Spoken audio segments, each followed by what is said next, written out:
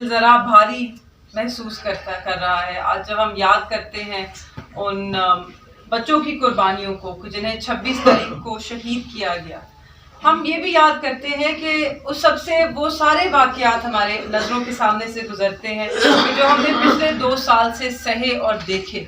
کس طرح پرامن لوگوں پر بے وجہ تشدد کیا گیا، لوگوں پر شیلنگ کی گئی، ڈنڈے برسائے گئے، گرفتاریاں ہوئی، چادر چار دیواری پامال کی گئی، بچوں کو گھروں سے اغوا کیا گیا، رشتہ داروں کو کوئی ملا نہیں تو پڑوسیوں تک ہاتھ ڈالا گیا. یہ جو ظلم کی ایک داستان ہے، ایک کہانی ہے، یہ ختم تو نہیں ہوئی مگر میرے خیال میں یہ 26 کی رات کو اپنے عروج پہ پہنچی اور اب یہ دم توڑے گی. اسے دم توڑنا ہی ہوگا کیونکہ اس سے زیادہ ظلم ایک ریاست اپنے ہی شہریوں پر نہیں کر سکتی.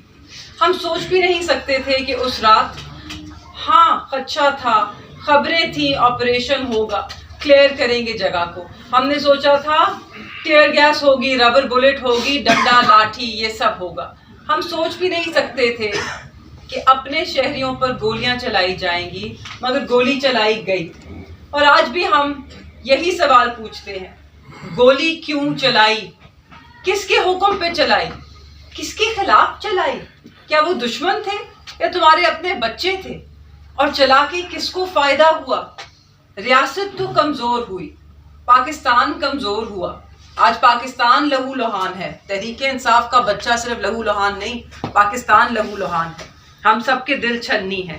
امید اس ملک میں لاپتہ ہے، اسی طرح جس طرح ہمارے 140 بچے لاپتہ ہیں جن کا ہمیں اس وقت نہیں پتا کیا وہ زندہ ہے، کیا وہ شہید کر دیے گئے، کیا وہ جیل میں ہے، کیا وہ کسی تھانے میں ہے یا وہ کہیں اور ہے. تو مجھے امید ہے کہ یہ جو ظلم تھا، یہ ظلم کی جو کالی رات تھی، یہ پاکستان میں پچھلے 2 سال سے جو ظلم ہو رہا ہے اس کا عروج تھا. اور اب یہ ظلم چھٹے گا، اس کے بادل چھٹیں گے، بہتر دن آئیں گے. انہی قربانیوں سے ایک احساس پیدا ہوگا کہ ریاست کچھ آگے بڑھ گئی ہے، اس کو کچھ قدم پیچھے لینے ہوں گے.